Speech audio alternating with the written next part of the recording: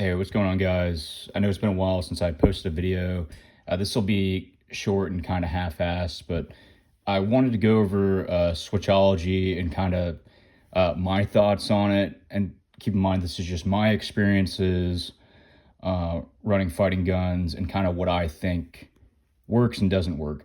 So there's like a few schools of thought on pressure pads. I'm kind of old school in the sense that I look at pads more as a product of necessity rather than desire.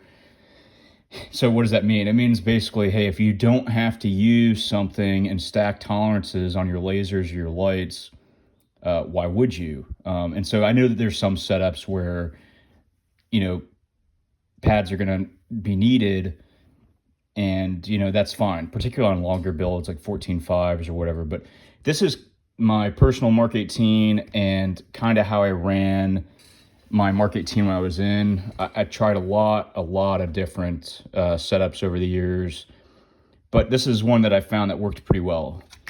And so when I'm running white lights, unless it's adjustable like an Insight or a Surefire Vampire, something with a head where I can turn to off, I'm not a huge fan of running pads on the lights on a fighting gun unless it has that option. And even with that option, it's kind of another headache. So here's why. If you're just laying on the X and you got like 100 meters to move to the target, probably not a big deal. In your incidents, you drastically decrease the likelihood of a white light negligent discharge, right? Just because you're not covering as much distance. Hopefully the terrain's not that difficult, whatever. Here's the other side of that. Through all the years in Afghanistan, a lot of offset infills, and even in training, doing offset infills, what I quickly realized is that these pressure pads will come in contact. I do not care how athletic you are. I do not care how skilled you are. If you're humping through the Hindu Kush or one of these mountains and, some insane terrain at night, you're going to be knocking your rifle, you're going to be knocking everything on your body into shit along that route. So what you don't want is to knock a white light pressure pad and have a white light negligent discharge at night, because that is equivalent, in my opinion, worse than firing a weapon in that negligent discharge, right? I mean, you essentially just expose your entire element. In some of these valleys and mountain ranges and stuff, obviously it's really dark because there isn't a lot of urban light around there either. So your signature could potentially be viewed, in theory, miles away, depending on your position relative to your enemy forces. So just something to keep in mind. I'm not like a pressure pad hater. Like I knew dudes that still ran them, had confidence with them, never had issues.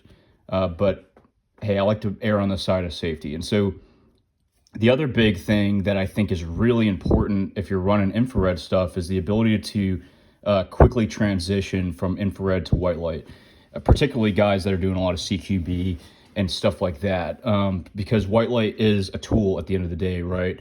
And so if I can gain visibility or use this offensively, shooting that into a guy's face to take away his, vision capability, that's a good thing. And so I want to be able to maneuver between the two very quickly. So I can try to show you kind of how I have this set up. So I have a pad for the pec. Once upon a time, I ran out on the right side and ran a light on a Daniel defense offset. So my pad was a little more forward on my real work setup, but also I was dealing with their parts. So I like having the little stubby grips on the short guns and running a pad for the laser here, and then being able to come over and hit the white light with my thumb. I found that this movement forward is far more efficient than using like a dual Surefire pad this way. It just feels more awkward for me. And I have pretty average, like medium, normal size guy hands, probably like the 90th percentile. So I think most guys will probably find that to be true.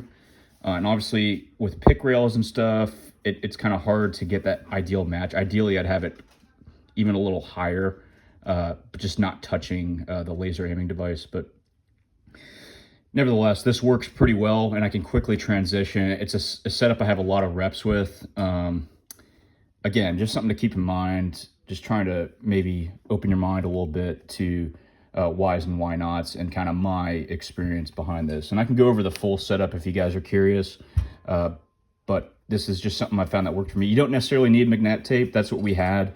It was free for us, and I still have a couple rolls that I snagged. But I've seen guys run electrical tape. I've seen guys run zip ties. But I think there is an edge to magnet tape and actually completely covering the pressure pad more than just a zip tie, in the sense that you also are covering your wires. And so all it takes is for this wire to get snipped, and I can still run it just fine over the side, but it's just not going to be a comfortable few hours or however long I need to run it like that till we get back to be able to refit equipment. So just some food for thought.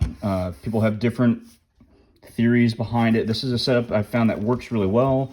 I have no real complaints with it, and I always find myself going back to it on most of my builds that are sub 14.5. So hopefully this was a little useful for y'all. And if you have any questions or any requests for videos, I know in every other video I've echoed this, but I'm going to try to make this a more frequent thing. I just get kind of busy sometimes. But anyways, if you liked it, subscribe, like the video, comment, anything, and more to come, hopefully, within a week or two. Thanks.